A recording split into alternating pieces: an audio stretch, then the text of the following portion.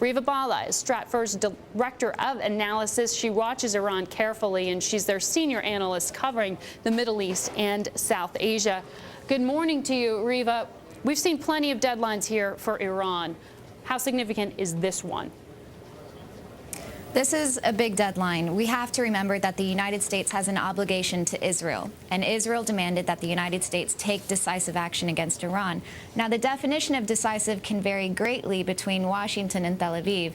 While the Israelis want decisive action in the terms of military action to neutralize the nuclear facilities, the United States really doesn't want another war on its hands right now. It has its hands full. So the United States' intent right now is to buy time primarily, and sanctions are a great way to do that. So now we're really going to see that sanctions rhetoric start to pick up in mid-January. Well, we even saw this week, Lloyd's just yesterday paying a fine for accusations that they had helped to strip numbers off of Iranian accounts or accounts linked to Iran. Same charges had been brought forth against Credit Suisse. So are these actions the sanctions you're talking about, or are you expecting something more in the new year? Well, there are two sanctions tracks that we're talking about. One is something called smart sanctions, where the United States is going to be targeting specific firms that are involved in the energy trade with Iran, and they can quietly go to these companies and expose their links with the IRGC, which is designated as a terrorist entity. So that's a very quiet pressure campaign going on right now. Credit Suisse, Lloyd's are the latest two, but we're told that a number of cases have already been developed. There may be some German banks coming into the fray pretty soon as well. So we're going to start to see that come up. On the other track is the United Nations Security Council, and that's where it gets really complicated, trying to get the Russians and the Chinese on board. And we've already seen how the Russians and Chinese are already playing off each other, trying to delay the whole process, which works in Iran's favor. Well, you already mentioned the pressure for potential military action coming on the Israeli front. On the diplomatic front, now Japan is sort of throwing their hat in the ring. Can you tell me your take on the latest Japanese proposal for Iran?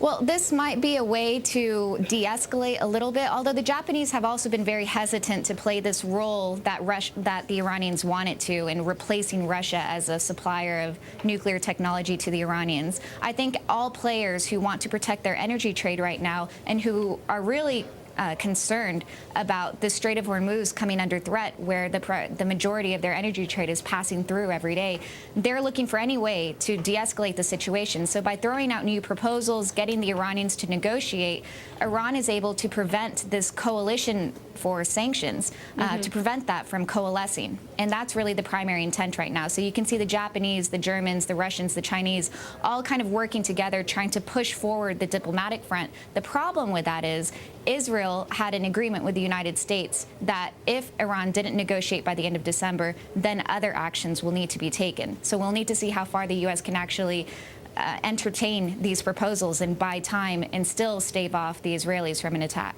Let's talk about what's happening internally in Iran right now. We just mentioned the arrest of 50 protesters who had been really marking the passing of Ayatollah Montazeri. When you hear that and then you look at the removal of Mir Mousavi from his role in the Arts Council there, what does that say to you in terms of consolidation of power, level of stability internally right now? Iran is in a very tough place right now. The regime knows that it has to crack down on these protesters. It doesn't want them to spiral out of control because the protests have been very persistent. But it's hard to use force, especially when you're talking about such a sensitive religious holiday. This is the week of Muharram, and on Sunday is Ashura, the 10th day of the whole procession, when things are really expected to get intense between the protests. So you can either use force and risk the backlash, or you use restraint and give the protesters more room to protest. Well, we will be watching that. Thank you so much for your analysis there, Reva.